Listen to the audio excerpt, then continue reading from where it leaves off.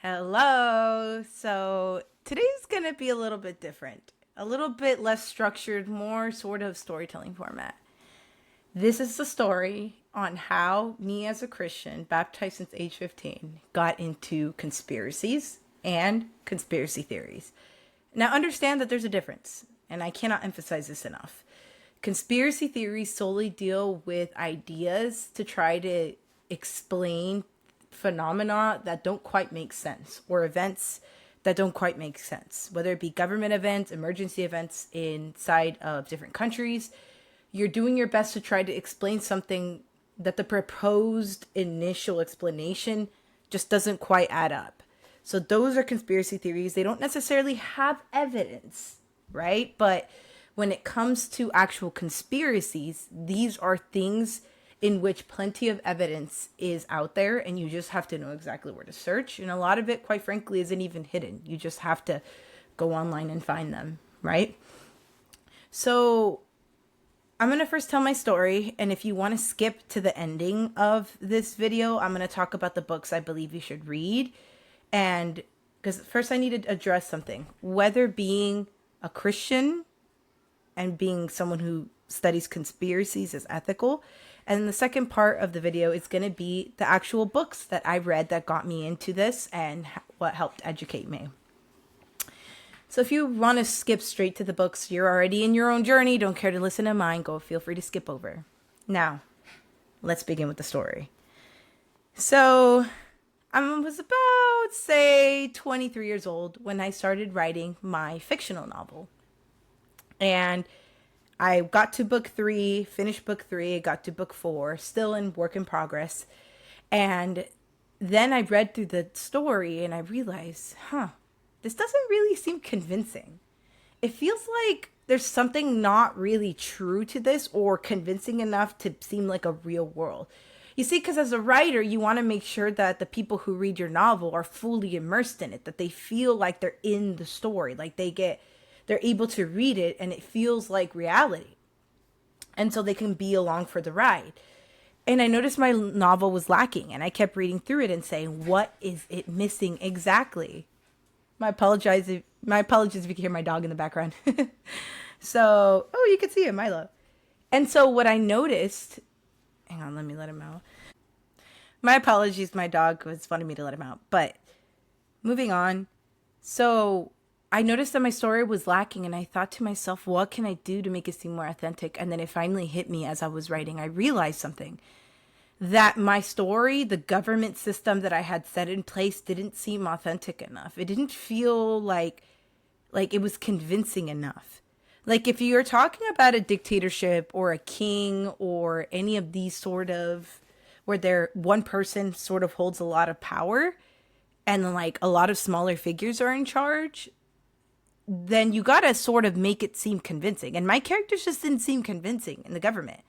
So then I remember telling myself, okay, well then I gotta learn more about governments. Initially, I tried reading fictional books, other fictional books that dealt with political things inside of the books, which they did help a lot.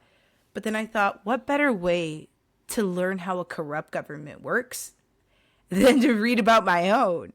And I knew, like, I wasn't into politics. I was like, that's annoying. Everybody talks about it online. And then all the people who do talk about it are annoying. Either they're super hard on the right, hardcore Trump supporter, or they're like die hard, want Trump to be taken out of office. They hate him.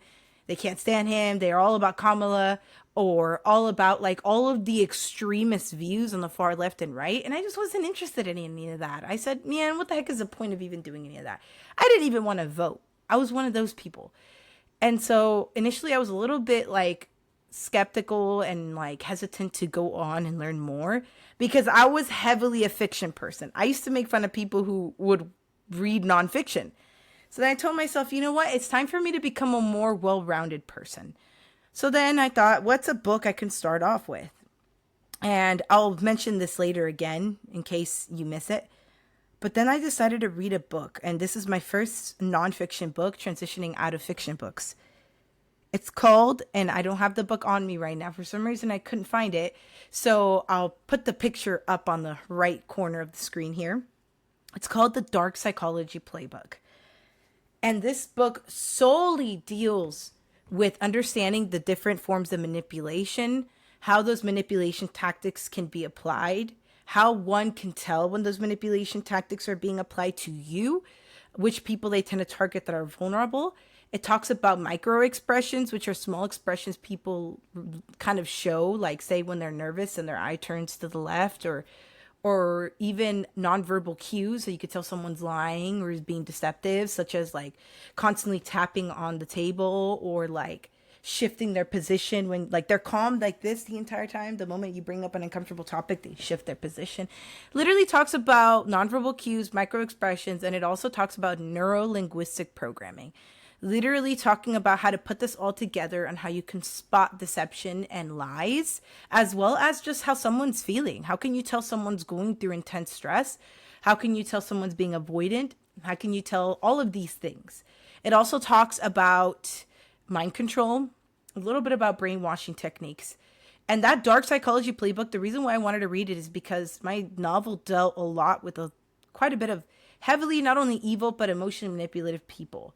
And so, because that's real life. We run into it in real life. And it also felt like it wasn't a waste of time to read the dark psychology playbook, because I've always been interested in learning how to defend myself, knowing when to know when someone's trying to be deceptive or manipulative or hurtful towards me or my loved ones. So I read that book and I was like, wow, this is super duper duper cool. And so then I immediately started reading other books, and I'll mention them later on in the end. I started reading books about how you can tell when someone's a psychopath. I started reading books on like how to help someone make decisions, but by letting them choose. It's called the let them theory, but I'll talk more about that later. And then the ultimate thing. I read the book Chaos by Tom O'Neill. Again, I don't have the book on me. That one I read the online PDF, but I'm going to try to see if I can pin it in the right side of the screen. You guys have to read this book. So I'm going to elaborate more on it later, but I'm just going to sort of give a synopsis real quick. Chaos, Tom O'Neill is literally dealing with a journalist who was not into conspiracy theories. He was a little bit older adult. He was supposed to report on the Manson murders. I'll explain more on the Manson murders later. Very brutal murdering in the 60s. It was during the psychedelic movement. And I remember seeing that book, and it was talking about the MK Ultra program, that the government learned how to use substances such as LSD to be able to brainwash people. And so this book really transformed my view. From there, my eyes were opened up to, oh my goodness, the world is not what it seems. And then I started going online and learning about this MK Ultra program. And then, you know how like algorithms pick up on the things that you like to look up? Yeah, so like my phone picked up on some of these things, and then I started running into Candace Owens. And it's funny because like I don't really watch Candace Owens anymore as much, but like shout out to her. As much as I don't agree with everything and the way she goes about things, like she really helped me figure out my way to like initially know sort of where to start looking when it came to figuring out and making sense of the world around me, to what I thought was only going to be figuring out, like, say, when presidents got killed or when like evil people or elites get away with things. It turned into this gigantic thing. And then I started to read missing children statistics reports, the insane amount of children that go missing every year. Talking about how COVID really just shut things down. A bunch of like, this was crazy to me about COVID. Say what you will about it, I'll leave that one for a different video. But the fact that corporations got more rich and that small business owners, specifically Black owners, and like their businesses closed down, minorities' businesses closed down, but yet the corporations got richer. And it was just so crazy watching this all happen. Most people don't know this, but I started reading the statistics from the Health and Human Resources, the HHS. Yes, Health and Human Services. That's what it is. So one that right now currently RF Kennedy Jr. is responsible for, RFK Jr. And so I started reading the stats of 2024 during the time of the Biden administration. So you guys don't understand that when COVID shut everything down, it shut everything down. A lot of people stayed home. Here's the thing about it. Everyone gets shut down, or people aren't working as many hours, or they're not working at all, or they're not performing as well, right? The people who were in charge of taking these minors who were left at the border, we call them unaccompanied minors, those kids continued to cross the border with their parents. Those kids continue to be found by border control. However, what's supposed to happen is that if you find an unaccompanied minor and you were to actually take them over to ICE, they send them over to the ORR, the Office of Refugee Resettlement, and they're supposed to place them into sponsorships. And it's crazy because this is truly the video that got me stirring. I'll see if I can put the video. If I can, then you can watch it next. But this was a video from Jubilee. And let me tell you guys, when I watched this video, it was the debate between Ben Shapiro and a bunch of people who I believe were either Kamala Harris supporters or they were liberals. And Ben Shapiro brought up that there was over 500,000 children that were missing. And here's the thing. Initially, even if that stat was incorrect, these people my age bursted out laughing. You really think that many kids are missing? Are you insane? And they all bursted out laughing. Okay, I'm going to pause right now because if I can insert that video, I'd like to do it now. You're talking in this country right now at least 300,000 minors. We have no idea where they are. Oh, that is nonsense. That is nonsense. No, it is. It is ICE has lost track of them because it's voluntary for them to keep in touch with the system. They are not lost. They're released to their sponsors who have to go through background checks. You have no idea what you're talking about. They don't. You think 300,000 minors are lost in America? Are you crazy? I'm saying that I'm not saying that. The Department of Justice is saying that. Next thing you're going to tell me there's 19,000 murderers, right? Is that the next talking point? No, that is not the next talking point. Okay. But you're going to have to explain to me why it is okay for literally tens of thousands of minors to be checked out to majors, to people who are above majority age, and then for the government to not, when I say lose track, I don't mean minors checked out to their sponsor who goes through a background check. Is that what you mean? They do not go through. How do you know that? Because they're not checking in. A huge number of people. Oh, it's voluntary. Why does our law allow for it to be voluntary then if it's not working? The law should not allow for it to be voluntary. Oh, okay. And in fact, in some cases, it is not voluntary. And in fact, human trafficking is going on at scale. It sounds like you're upset when the problem doesn't exist. What is this problem? Why are you okay with minors who are being checked out to people of majority age who then don't check in with the government? Is that okay with you? I'm okay with minors being checked out to their sponsors who go through background checks, who are usually family members, people that know them. You think it's just some random? You think I can go pick up a undocumented immigrant child right now? No, but I do know that has happened to tens of thousands of kids in this country. Oh, really? So you think they're just being released to random people? They're being released to people who claim that they are relatives, and in many cases, they are not necessarily relatives. How do you know that? Because they are not checking in for their follow-up appointments. Oh, because they're not checking in for the voluntary follow-up appointments. So you're assuming the worst. You're assuming they're probably being kidnapped and trafficked. I'm happy for you that you're assuming the best as to what happens with minor children. I'm always going to assume the best about my fellow Americans. And of course, if these people are their sponsors and their background checks by these agencies, I'm going to assume the best. Unlike you, that's a weird thing to assume all this weird stuff. No, actually, what's kind of weird to me is that you assume that anybody who picks up a kid without proper verification background check doesn't check. Words cannot express. Because even if that stat initially was blown up, these kids are going missing. What I was trying to elaborate in my point is that during COVID, less people were able to send these kids off to sponsors who are supposed to go through background checks, who are supposed to go through like a list of paperwork. There's supposed to be someone in charge of them to be able to like actually find out if these homes are safe, if there's people in there who have any criminal record. And I'll save the ORR for a separate video because I've been meaning to do that one for a really long time. But turns out those stats, though, weren't exactly stated correctly by Ben Shapiro. The actual stats go something like this. Okay, I did a deep dive on it, guys. Turns out that it's not that 500,000 children were missing. It's that 500,000 children did not have proper documentation as to who they were sent with, which address they were sent to, and proper background checks being done. Of those 500,000 children, around 85,000 of them, we completely gave them away to sponsors whom we have zero address for. 85,000 children that went missing. 500,000 of them who never showed up for their court case. Because when you send an unaccompanied minor, they have to come back so that they can go to court and like do a checkup and like figure out where they're going to place the kid next. But over 500,000 of them never received the notice to come back to court. So we didn't even know how these kids were doing. And so it's not just super dramatic for Ben Shapiro to say 500,000 kids are missing. It's not completely accurate, but it is representing the urgency of how bad it got during COVID. this many workers and the kids continue to pile up, these facilities, because before they can find a sponsor, they stay in facilities that are licensed to hold these kids. Those facilities were filled up to a breaking point. And so they started temporarily during COVID, moving some of these kids in these licensed facilities to unlicensed facilities. And what people don't understand is that these kids were being abused. And I don't want to get too deep into it because there was so many videos, so many sources I'm going to break down in a separate video. But my heart was aching for these kids, guys. These children actually went missing.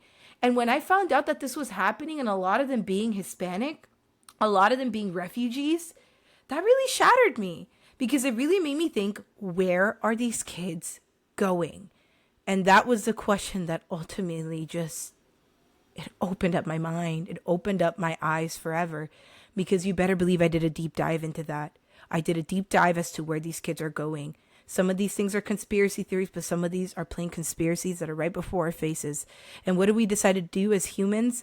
We see that these kids are going missing. We know that a lot of them are being trafficked, sometimes to elites, to politicians, and we turn the other cheek. Just go ahead and look up Canada. Politicians accused of having had relations with minors or having been involved with trafficked kids. Go ahead and look up in any of these major countries instances where this has happened, and you'll realize real fast that a lot of these kids are being trafficked to politicians. They are being trafficked to elites. It's a reality that I really wish doesn't exist, and I'm going to leave names out just for the sake of this video not getting taken down, but it's a reality, and that really shattered me. And I'm going to tell you something. Being a Christian, I cannot turn a blind eye to. I just couldn't. It's just knowing that these kids were going missing and I was just going about my day. And here's the number one thing I'm going to tell you. A lot of people say that you shouldn't be a conspiracy theorist or into conspiracies as a Christian, but I say false to that. You know what the Bible says? The Bible says my people die because of lack of knowledge, because we refuse to educate ourselves. The Bible also says we should be as harmless as doves, but we should also be as wise as serpents. All in the same verse. That the Bible says that when the Lord says, whom shall I send? We say, Lord, send me. And it's not necessarily that we have to go out and find these kids by foot, but just simply for the fact that we speak about it is enough to be able to make a difference so that these kids aren't forgotten. And so this really hit home for me. So I continue to read into it. And I have literally, guys, boxes and folders and binders of documentation of how many stories this has happened to all around the world where we catch these elites doing this to these kids. And that really opened up my mind. So I read all those stats. And just to spare you guys those, because I'm going to make a separate video on missing kids, this really opened up my eyes. And so ever since then, I was like, okay. And I really want to start learning about this. But I'm going to let you guys know. I believe that as Christians, we're not all called to learn about how the world works. Because say that your job or your calling in life is to help a nonprofit get out of a financial ruin. What could you possibly do knowing about these missing kid stats other than the basic information about it than to spread the awareness? Why do you need to know the exact details if there's nothing you can do about it? This being said, if you're a Christian who's into conspiracy theories or just conspiracies with evidence, be very careful how deep you go into it. Because unless you plan to do a job where you're going to do something about it, you're going to develop a sense of helplessness, and it's almost going to make you anxious. Every day you're going to be thinking about it. A lot of people go through anxiety, depression, because they're so deep into conspiracies, ones with evidence.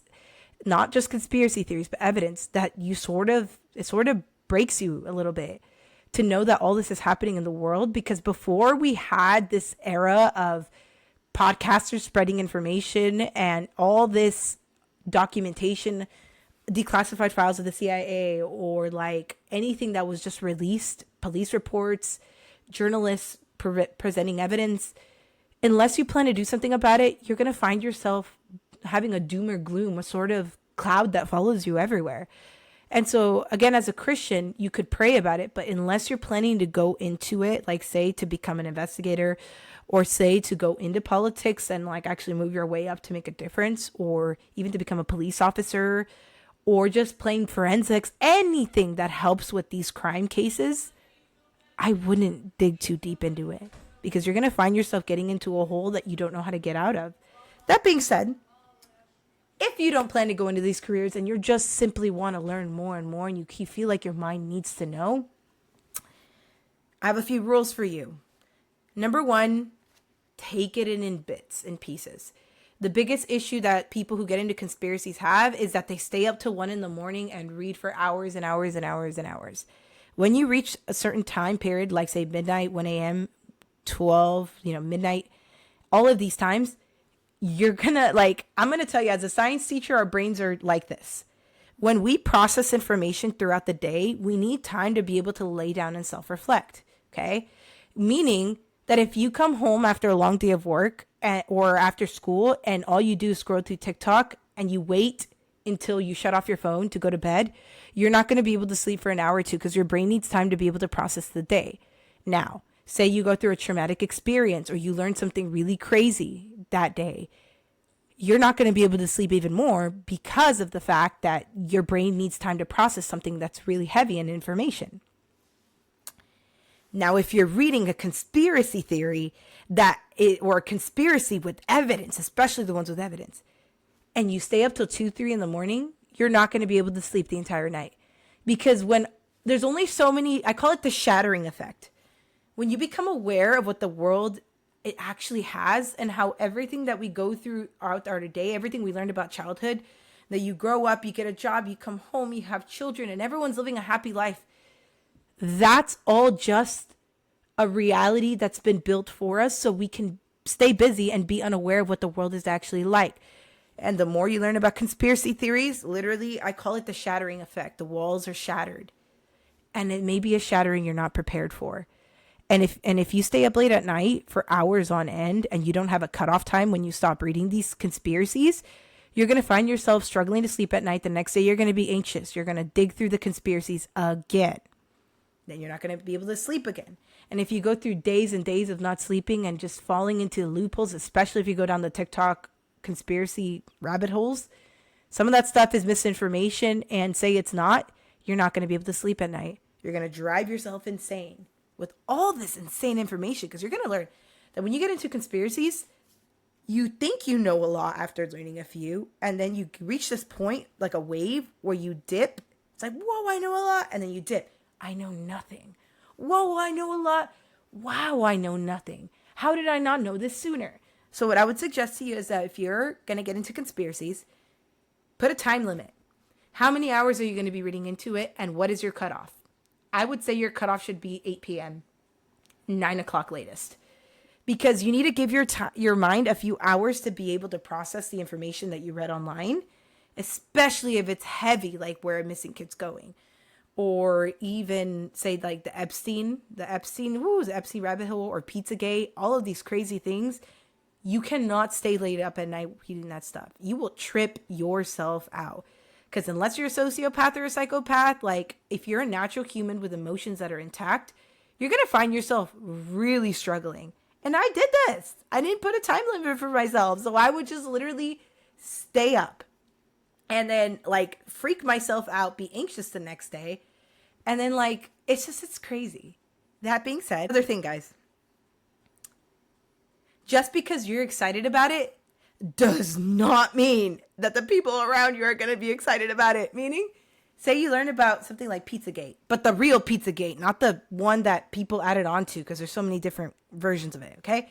So you learn about Pizzagate, and you're like, oh my gosh, the government is doing da-da-da-da-da to children. I don't want this video to get taken down, okay? And then you're like, Mom, Dad, you need to learn about this. Sister, best friend. Some of these people are going to look at you like you're so loony, or they're going to be like, you're making me uncomfortable, because not everyone's ready to hear the truth. It's the fact. I'm going to let you know now that if you decide to go down this whole conspiracy, like rabbit holes or like the path of this, in a sense, once the veil is torn, there is no going back. And sometimes it's a lonely path, meaning that like for a little while you're learning and you don't really have a community of people you can speak to about this. And then nobody really wants to hear you, or people are getting freaked out about it. And you're like, what do I do? I went through that where I didn't really have anyone to talk to. So I just felt kind of freaked out. But then I decided to do what I'm doing now. I decided to post online. You don't have to post online. You could simply, there's plenty of people online who leave comments on videos. And I met friends through that, where I would put comments on videos on stuff I noticed. And then I would have people message me and be like, hey, you noticed that too? So like, it's funny. Shout out to like a few of my friends out there. You know who you are. Then now we're like really close because I left comments on videos and they messaged me. And now I have like a community of people that like I actually speak to, and I can regularly get all this stuff off my chest. So just know that it's a process. Do not try to throw all of the information you learn on people because not everyone's ready to hear it. Think about it. Would you prefer your family to walk around blissfully, or would you prefer to have that shattering effect when they're not ready? It's going to upset them, or they're going to pretend like they didn't hear it, and then you're going to feel even more lonely and a little crappy about having shared it. So there's that. Next thing. So I decided to go down this rabbit hole, and from there, the world was mine. I looked into 9/11. I looked into COVID. I looked into everything. And so I have no regrets, guys. I have no regrets about having learned this stuff. Like right now, currently I'm a teacher, but I'm officially going to be going through a career change. And I decided, you know what? I am going to do something about it. I'm going to save that for a separate video on what that career change is going to be. But for now, like, it shifted my world forever. And now that I understand just how the world really functions, I realize I need to get out of financial debt, because that's the whole point. You get people in the debt. I'm going to work my butt off to get out of financial debt. You know, you don't just learn about conspiracies and put them online. You have to figure out how you can get out of this. How do you get out of this situation everyone's in? Get out of financial debt. Stop watching things that are overly influencing your mind to violence.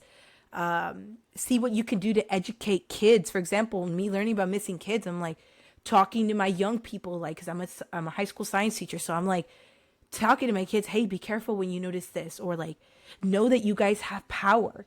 That if something makes you feel uncomfortable, just because you're a kid doesn't mean that you shouldn't speak up about it. You guys are stronger than you can imagine possible. If you're a young person watching this, you are far more intellectual than you even understand. Adults tend to, this is the crazy thing about adults. Boy, do they expect teenagers to act like adults, but then they treat them like kids. You guys have a voice. You guys have intelligent minds. Use them. Now, that being said, if you're a young person watching this video and you're like, heck yeah, I'm getting into conspiracies, I'm going to tell you the same thing I told a few of my students who were really into it. Very young kids, because I teach freshmen. Don't try to learn everything at such a young age. Enjoy living life. Join sports, hang out with friends, do dumb things because you're young, right? Meaning, like, just focus on like growing as a person and like experiencing life. You save all of the worrying for the adults. When you get older, you can deeply research into this and learn about how the world works. But for now, enjoy being a kid, enjoy your youth, enjoy like being able to live and experience life. Because when you get older, trust me, the world will come knocking at your door, and then there'll be a time for that. As the Bible says, there's a time for everything. A time to dance, a time to weep, a time to dance, a time to joy, a time for laughter, a time for everything under heaven. Meaning that if your time right now is to just be a kid, just be a kid. Sure, if you want to slowly educate yourself, you can. But I wouldn't go too deep down the rabbit holes, because you can psych yourself out. You think adults psych themselves out? At least we have the option to try to change our career, to do something about it. As a kid, you don't really have that option to be able to like, okay, well, let me go into a career. If you're 14 years old, you're stuck with your parents. Now you have all this information that's psyching you out. Just be careful. Be careful. That's all I have to say if you're a young person. Now, that being said, guys, this has been quite a journey. And so I just slowly kind of wanted to share with you guys a little bit about like what my journey was like. And I have zero regrets. The friends that I met, not just online, but like, guys, when I started posting videos on my Instagram, the amount of people who I went to high school with to send me a message and were like, yo, you noticed that too? I just didn't have anyone to speak about. It has bonded and unified me with my brothers and sisters. That's what I call my friends. Where they're like, wow, I haven't talked to you in forever, but like, yeah, I feel a little psyched out about the world. Like, what do you think about this? I called a few of my friends where we talked for like 6 hours on the phone. Yes, that's like all day. Because sometimes it's easy to feel alone in this world. Sometimes it's easy to feel like the world is just sort of weighing you down. But when you learn about how the world works and you decide to speak about it, you realize you're not alone and there's other people who are also struggling with the same thing. Knowledge is power. What you do with that knowledge absolutely makes a difference in how successful you are in your future. And I'm gonna let you guys know. Lastly, I'll share this and then I'll immediately jump into the books that I recommend you to read if you're getting into conspiracies or just trying to become a more well-rounded person in general. So, I used to struggle with depression really, really bad. I used to struggle with anxiety a little bit, but mostly depression. And I kept wondering why. Why do I struggle so much with depression? And then suddenly it hit me. The reason I struggled with depression is because I knew something was wrong with the world. I knew that what I was being told on exactly how I had to live my life, and I just needed to accept it, and it was for what it was. Accept that you're in debt. Accept that, that the way, everything about the world, the financial systems, how people are treated, the assaults that go on in the world, the stuff that's being promoted online, people's loneliness epidemic, everything, to just accept it. And I thought, no, there's something severely wrong. So when I got into conspiracies and learning about how the world works, I know most people look at it like it's crazy and it's for loonies, but I felt liberated. I felt like now it makes sense. I was depressed because I realized that a lot of these are financial traps.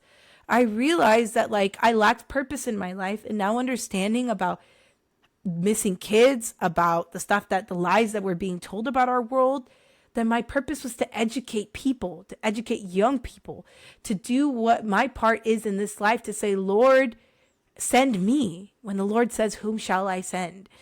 And now that I found this purpose in my life, I feel like I can triumph and that I can grow from my depression.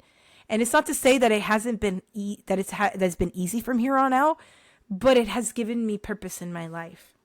And I hope that if you feel discouraged out there, or you feel kind of psyched out about the conspiracies, look at it this way, guys.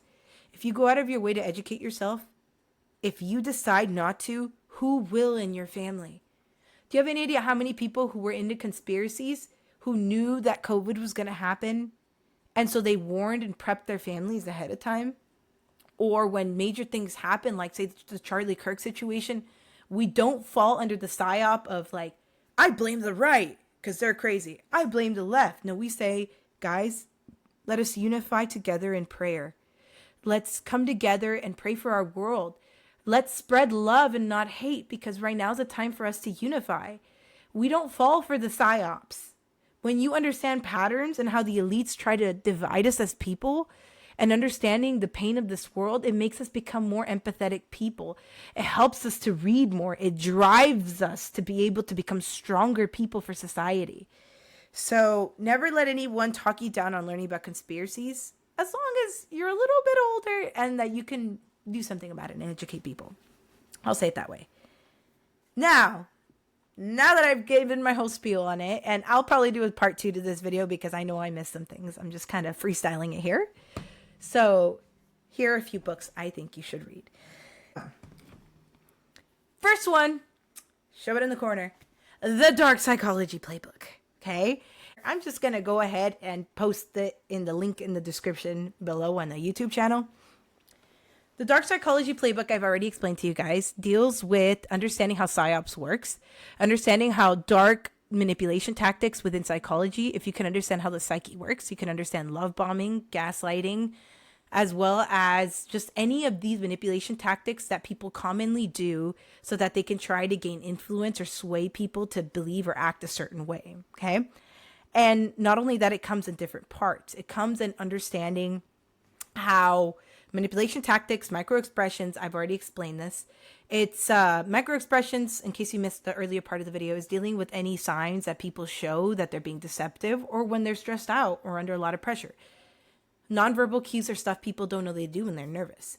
For example, some people when they're nervous, they sort of shift their position.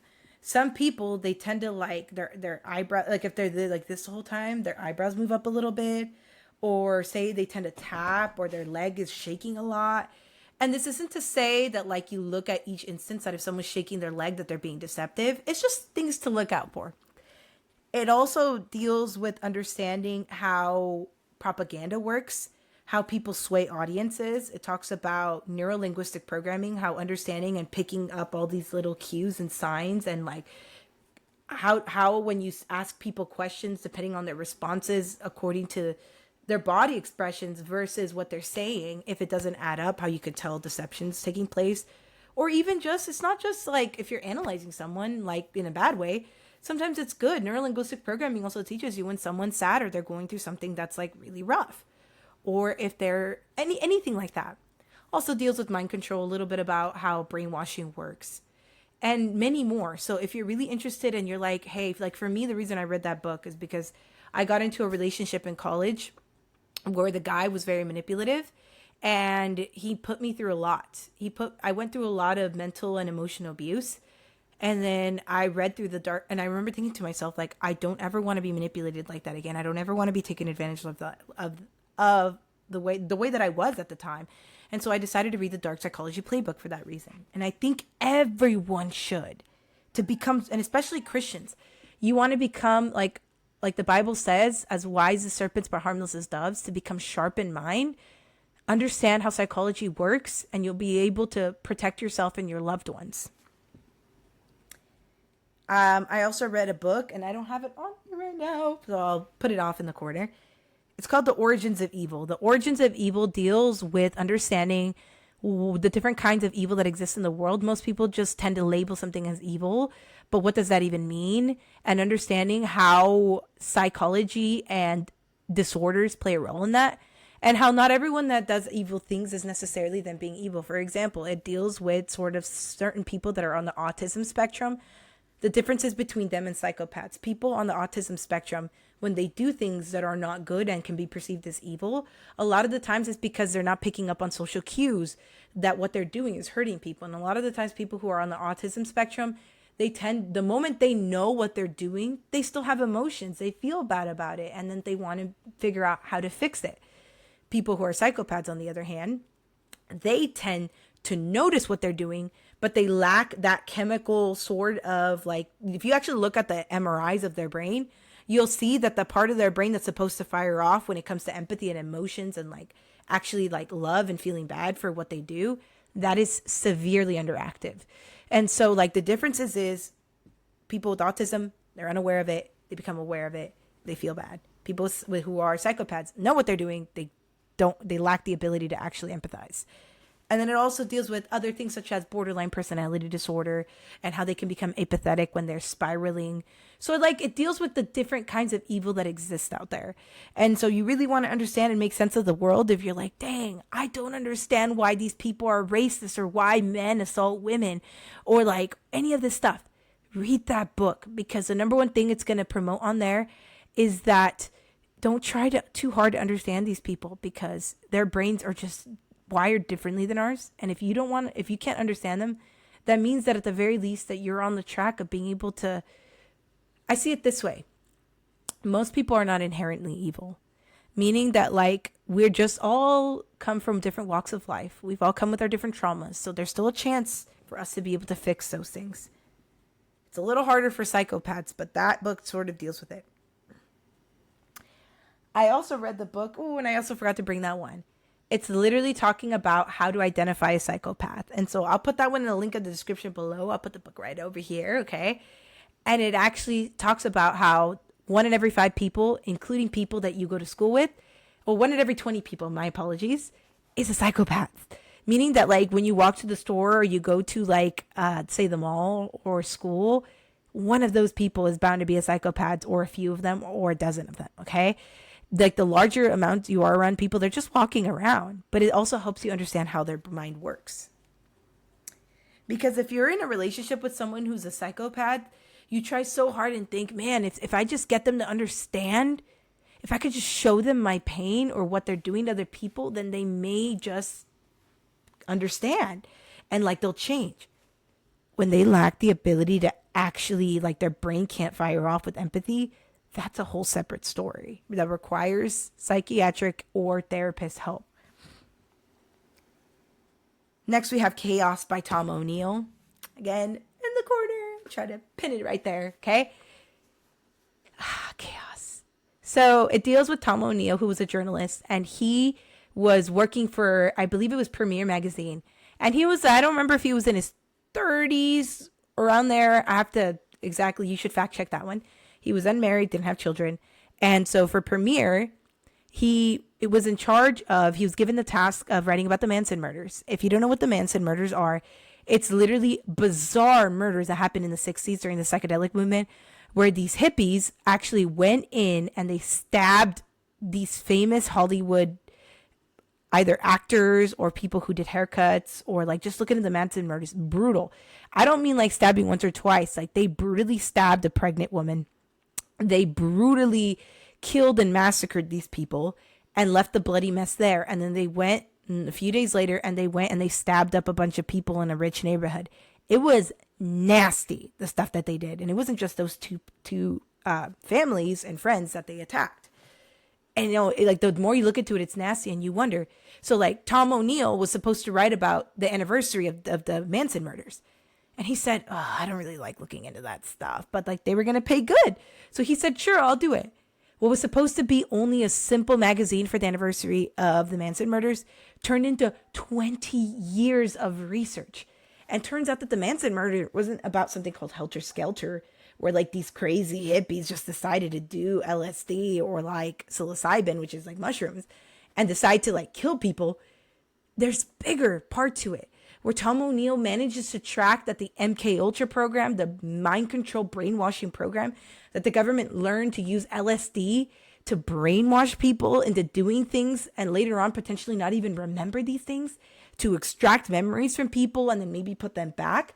Guys, Tom O'Neill literally provides evidence for all of these claims. Police documentations, actual reports from like when the CIA was investigated by the Church Committee, and like everything, all of it, how the media covered all of it up, how the LAPD and NYPD, mainly LAPD, my bad, that they were all part of this cover up, and how Charles Manson was like a pedophile that kept getting released out. It really matches Epstein. I'm not joking. Because Charles Manson, he had been arrested multiple times for like eliciting prostitution or like sleeping with minors. And guess what? The moment he was arrested, he was immediately released. And you know why? Because they said, don't touch that guy. He's intelligence. And anytime someone's connected to the CIA or the feds, do not touch it. You have to let them go or drop the major charges. That happened with Diddy. That happened with Epstein. And so like that book, Chaos, you have to read it. There's a free PDF online. And he puts pictures. He even includes people who were CIA spies and evidence on how he knows they were spies. He includes evidence on how the original person who was like the attorney, how he forged and lied. He interviewed people who were like the beach, what are they called? The Beach Boys, and how they were involved in all that. And it's like, guys, that book literally opened up my eyes. All the official evidence that the MK Ultra program existed. Talking about also COINTELPRO, how during that time the Black Panthers were fighting for their rights. And how the COINTELPRO was the FBI's operation, where they actually sent people to infiltrate the Black Panthers, who were fighting for the rights of Black people who were brutally being either beat or assassinated by police officers at the time. They went and they sent people who were feds who infiltrated the Black Panthers, and they were purposely they were like moles. They were causing issues among them. And then they were causing a shootout to happen. And then they would send reporters and publish it and be like, look, the Black Panthers are violent people. Talks also about they did the same thing to MLK. It also talks about Chaos, the operation where they actually like went in, and I don't know if you guys know this, but the CIA is not supposed to be working inside of the United States. It's strictly supposed to be gathering intelligence for outside in the country. And Chaos was that program where the government actually went in and they were doing research on people. They were giving LSD during the psychedelic movement. Like, guys, the Vietnam War was going on during that time. And it was not by accident that the psychedelic movement happened, and how they were putting LSD, causing people to become the hippie era, and how they were experimenting on people, and how this is related to the MK Ultra program. It is insane. That book, Chaos, I would say out of all the books, put that one up in the top of your list. My apologies if I'm losing my voice. I am still recovering from illness. Here's another one. War is a racket. Just look up the book. War is a racket. Okay, no, I don't have that book on me either. I'll try to narrow it down because this video is getting a little too long. War is a racket. It's literally a book written by someone who was a high military official, and he reported on the statistics of World War I. He talked about the U.S. debt, on how we went billions and billions of dollars in debt, and how during the war, weapons manufacturers, oil manufacturers, and like arms traffickers, on how it was crazy how everyone, all of these people who were involved in all of these major companies to like give weapons and like basically fund the war, including bankers, they all got super rich while the debt got a lot bigger. One of my favorite quotes that I actually have on my X page is this. I have it pinned to the top. You guys want to follow me on X? I'm at Cord the Lady, Kordalady. My favorite quote from War is a Racket by General Smedley D. Butler. It would have been far cheaper, not to mention safer, to stay out of foreign entanglements. For a very few, it brings profits. Weapons manufacturers, oil manufacturers. But the cost of the operations is always transferred to the people who do not profit.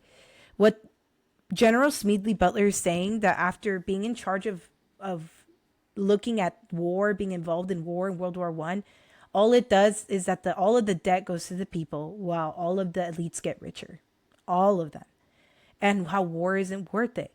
And he goes into detail, how can we prevent these wars from happening? Because they use propaganda to try to convince people.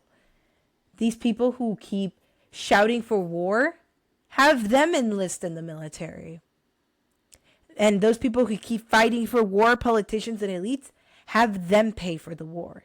He literally goes into the details of all the statistics of everything that it cost the United States and the people, all of the loans and all of the debt that was transferred to every household in America.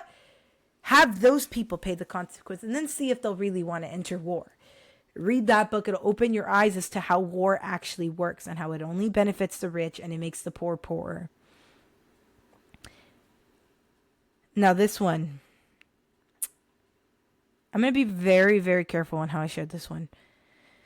Because this book actually, you can no longer buy the first edition. If you try to buy the first edition, many people are holding it and they're selling it for $500 to $600. But if you know where to look, you can find the first edition. This book is called Behold a Pale Horse. If there is one book I would say, if you ignore all the ones that I share today, read Behold a Pale Horse, the first edition. The first edition was actually posted, I believe, in 1991. And how do you know you found the right edition? It has to have over 600 pages. If you found the one with 500 pages, that is not the correct one. Behold a Pale Horse was written by someone who had top security clearance in the Navy. And in fact, let me make sure that I get his name because right now I'm kind of thinking on the spot. Here it is. Behold a Pale Horse. Okay, there it is. It's written by William Cooper. There you go. I don't know how I could have forgotten that. Okay. William Cooper. This man had top security clearance. First, he worked in the Air Force. He watched the video of JFK getting assassinated. He swore till his death when he got killed, and I'll elaborate on this, that it was a Secret Service agent that did it. And he goes into details about it, but that's not what Behold a Pale Horse is about, okay? Again, this is all for entertainment purposes. I'm not claiming anything specific, right? Have to throw that disclaimer out there, okay? Behold a Pale Horse deals with him having read all of the official documents, having top security clearance in the government, and he provides official documents that he scanned, talking about how the unidentified objects, such as formerly known as UFOs, how they do exist. He goes into the details about the real New World Order, not the insane ones that are out there. He talks about how the Harvard Research Project, which I don't know what it's like now, but back then he provides evidence on how there's literally AI algorithms that are intended to keep us in debt, and how they could get to track our moods, and how certain advertisements and certain algorithms can be sent our way to try to influence us, to try to, like, say if they put certain things in your path, and it'll likely make you buy alcohol, and like how it's all financial entanglements. He goes into secret societies, the very big details of secret societies. I'll leave it at that because I don't want this video getting taken down. He goes into a bunch of things that I think you need to know. The Behold a Pale Horse talks about Revelation. The book of Revelation talks about behold a pale horse, and on it was death, and behind him he had Hades. It's literally his book saying, read this warning, because what is to come and everything that the elites are planning, you need to know them. You can find the first edition, because what happened is that when he posted all of these actual like documents, these official documents, they literally tried to kill him. He talks about it in the book. They pushed him off a cliff and he broke his legs. And I think he had to get one of them amputated, I believe. Second time they tried to kill him, they succeeded. And it was very sad that that happened to him. The beginning of the book starts off with him giving his testimony on like his life and why it's okay if you think he's kooky. It's okay if you don't believe him. But he has, the only reason as he's sharing this is because as a Christian, he believes that it's his duty to share and warn the world on what the governments of the world are actually planning. You have to read Behold a Pale Horse. It forever transformed my life. It's the book that convinced me I need to get out of debt. It's the book that convinced me I need to read a bunch of books to sharpen my mind, to become aware of what's in the world so I can protect my children in the future. Read that book. It's so powerful. Some of you say, well, conspiracies are all crazy. I shouldn't know about them. If you read that book with evidence that you cannot refute, like, you will forever have your mind just opened up. Only if you're ready for it. Only if you feel seasoned enough as someone who's read up and can handle that information, you'll find yourself liberated. This man gave his life so he can publish this book. Read it. It's the last warning he gave before his death. Here's the book. You want to understand how the government works? They kill someone. It's government operations. And you know what they do? They give a celebration day, such as all schools get to have MLK Jr. Day off. Why? Because the FBI targets people who become a threat, people whom they see are communists because they want to share the wealth of the world with the starving people. This book is called The Plot to Kill MLK Jr., and it's actually written by the former attorney of the King family. The former attorney who most people don't know this. MLK wasn't killed because of his fighting against the system and trying to gain civil rights for the people. He was killed after he officially declared that he was going to run for president. When he saw, and in this book it's included, pictures of the Vietnam War. I swear, guys, I bawled my eyes out. Actual pictures and documents of the children of Vietnam. Let's see if I can show you a little bit of the pictures that are actually on here. Like, I'm not joking, guys. Like, when I read this, it shattered my heart. And it's, the children of Vietnam. Here it is. It literally includes pictures of what these poor kids went through. When MLK saw what these poor kids and what happened to them, he bawled his eyes out. And him, along with another person whom he decided, they were going to run for president. And when he declared he was going to run for president, he was shot and assassinated because he knew that the people stood by MLK Jr. He was a threat because most presidents are conditioned and they're put into that position. And this book talks about all the evidence. This attorney, up until his deathbed, which was only I believe it was in 2023 or 2024. I believe it was 2024, January. He passed away recently. And he said if there was one thing he was going to dedicate the rest of his life to, was to prove that MLK was assassinated by the government. It was a government operation. This book comes with endless interviews, actual official court case interviews, and a bunch of police reports, all evidence. So if you truly want to know what happened to MLK, read this book, The Plot to Assassinate. I marked it up and left highlightings, and so powerful. Open up my mind. If you're oh, this stuff's too heavy, Leslie, I can't do this, read this book. Oh, I'm in the middle of reading it. It's called Encountering the American Pravda. It's literally essays written by a guy named Ron Unz. It's literally short, 1 to 3 to 4 pages of different times that the government has lied to us. and the explanation of it. For example, did you guys know, if you like internally raise your hand if you have seen the movie Rambo, or you have, like, I forgot what's his name, the guy who's in Rambo. So he literally goes in there, guns blazing, you know, and he's literally like there to save like the prisoners of war Americans. Did you guys know that that didn't actually happen? That the U.S. actually left prisoners of war in Vietnam and didn't tell the people? The movie Rambo was literally propaganda to convince the U.S. public that we did good by our veterans, by our military, any people who enrolled in the military. But we left them there. We left them there and they died there. And so it literally talks about like all the times we were lied to. So it goes into stuff like how the CIA invented conspiracy theories. The CIA, guys, you're like, conspiracy theories are crazy. The CIA invented the term conspiracy theory. It was invented because when JFK was assassinated, people had too many logical questions to ask. And so what they did is they say, oh, conspiracy theories. And now because what do you do when you want people to stop listening to logical arguments? Label them as crazy. Say, no, they're crazy. Oh, yeah. None of these are backed by evidence. And most people believe what they hear. They don't care to do the research. And so now nobody wants to be labeled as a conspiracy theorist, or, oh, that's just a conspiracy. Because if you label it as something that is displeasurable, something that you don't want to be, almost like you don't want to be framed a loser, you don't want to be framed a nerd, or whatever it is, label them conspiracy theories and the public stops listening. Because those are the kooky people, right? Read this book. It's called Encountering the American Pravda. Literally provides a journalist perspective of all the times the government has lied to us. They're all short little prompts.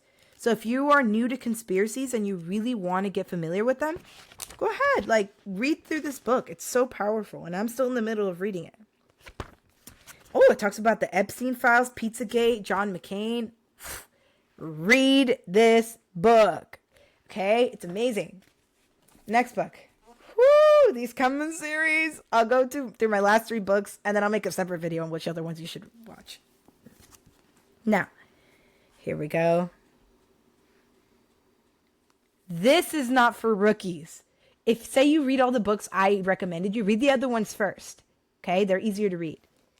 If you are a seasoned reader and you're like, dang, I'm on my game, I need something to really, truly educate me, and go, One Nation Under Blackmail by Whitney Webb. This book, guys, I marked this thing up. Okay? Whitney Webb, you want to talk about the greatest conspiracy of all with heck of evidence? Epstein. How in the world was this billionaire, who we don't know where his money came from, how in the world did that slide under the noses of the feds, of all of these government officials? This man was a billionaire who was trafficking minors to other billionaires. And so, like, how in the world did we allow this to happen? Volume 1 deals with what led to the rise of Jeffrey Epstein, and it goes way beyond Epstein. The amount of times the government has covered up trafficking with politicians and elites, this book literally talks about it. Talks about all the unethical things that have happened within our government, and all of it, how it played a role in leading to the rise of Jeffrey Epstein. Jeffrey Epstein isn't just a single person, some crazy, like, trafficker that just happened to gain power. He was given that power. It literally talks about the connections between the Mossad, the CIA. I forgot the name of the intelligence agency in Britain, in the United Kingdom, and how they all work together, and how a lot of them were involved in this trafficking ring. And as soon as you finish that, or if, say, you're like, I don't want to learn about the history behind, say, like Operation Underworld, or Operation Mockingbird, or like any of these things, right? Read One Nation Under Blackmail Volume 2. This literally talks about Jeffrey Epstein himself. Okay? Literally talks, and this is where she connects how these events played a role in Jeffrey Epstein himself. All the things that he did, all the people that he was involved with. So this book is literally talking about Epstein himself. These books are not for rookies. This book took me months to read because I truly wanted to dissect it. Talks about, you want to know all these elites? You want to know who's on Jeffrey Epstein's book? Likely, because of course the Epstein files aren't being released. These elites, it talks about a bunch of elites, and I don't want to name them because I don't want this video to get taken down. How many of you hate debt? How many of you are like, how did it get to this point that like we can't buy a house unless we apply for a mortgage, and the mortgage has an interest rate that's so insane? And how is it that we can't buy something unless we have a credit score? And how do you get a credit score that's good? You get into debt, get a credit card, pay it off. Sometimes you get in debt and then the interest builds up. How in the world is it that we don't have very much money left over in our paycheck? Why does it feel like we've been enslaved? This book, I started to notice they're not really selling it online anymore. Barnes & Noble barely had it, and they had to order it. And I'm fearful that this book is not going to be sold anymore. It's called A History of Central Banking and the Enslavement of Mankind, and it's written by Stephen Midford Goodson. You see the major characters who are on there? These are all people who were assassinated because they didn't want to work with major bankers such as the Rothschilds, such as the Rockefellers, such as these big names.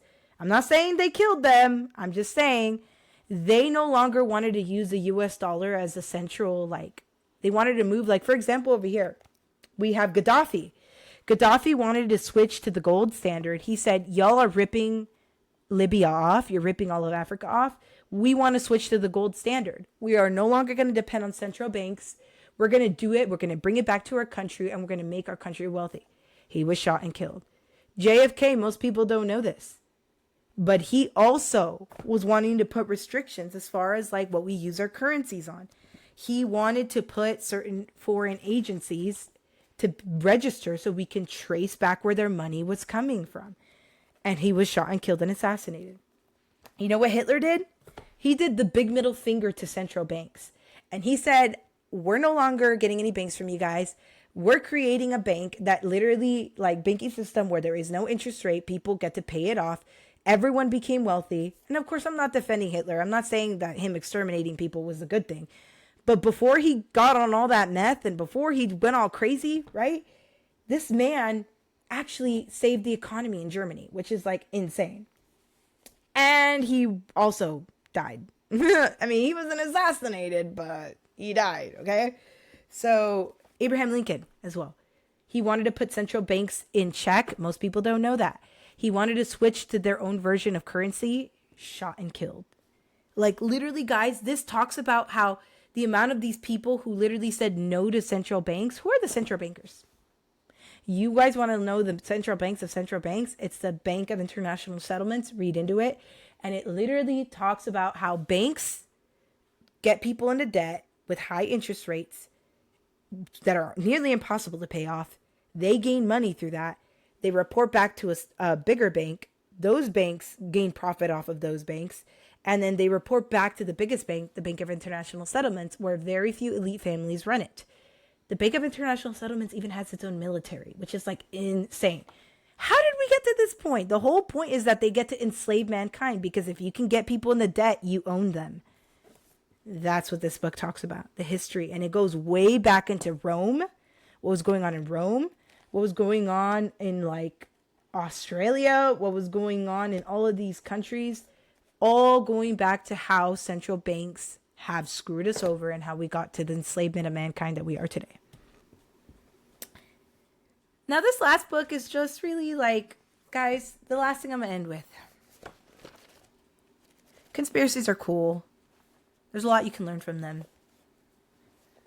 But don't get so caught up in the reading, because I did this myself. Don't get so caught up in the reading that you fail to spend time with your own family.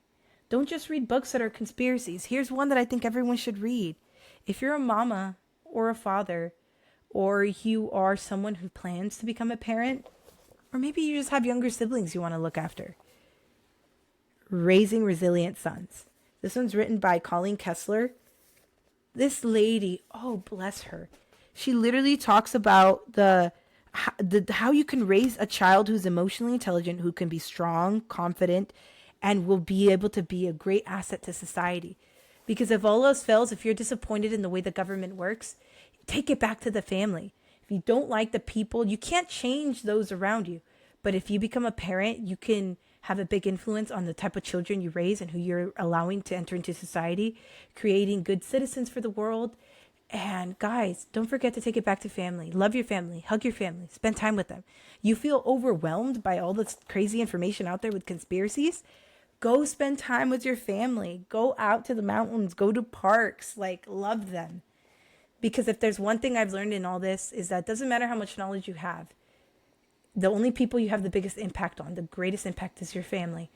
Don't forget to spend time with your family, protect them, and love them with all your hearts. Pray for them.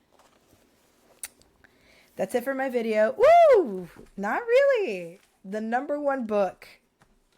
You cannot make it into this world without understanding that we fight not against flesh and blood, that we fight against the principalities, the spiritual realm. If you do not put on your full armor of God, you will not make it out there. The elites believe God exists.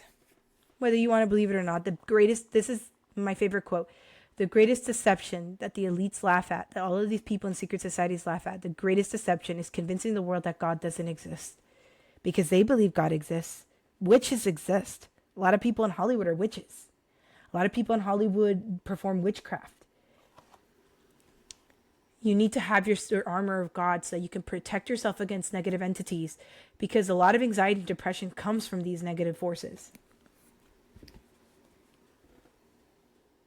Read your Bibles. Read your Bibles. Read the Gospels. Read and understand Proverbs. Gain wisdom. Read and understand the history, the true history of our world. Because if God is with me, whom shall I fear? If the Holy Spirit walks with me, then I will be the wisest, I will be perceptive, and I'll be able to see the spiritual realm for what it is. Blessing, guys. Read the Bible every day, 5 to 10 minutes every single day. Pray for your family. Pray for our world, especially how crazy it is. If you held on this long for this video, I really congratulate you and thank you so much, because if you read these books, oh my, will your mind be expanded. So take care of yourselves, guys. Have a great rest of your day. Happy Monday. And yeah, blessings.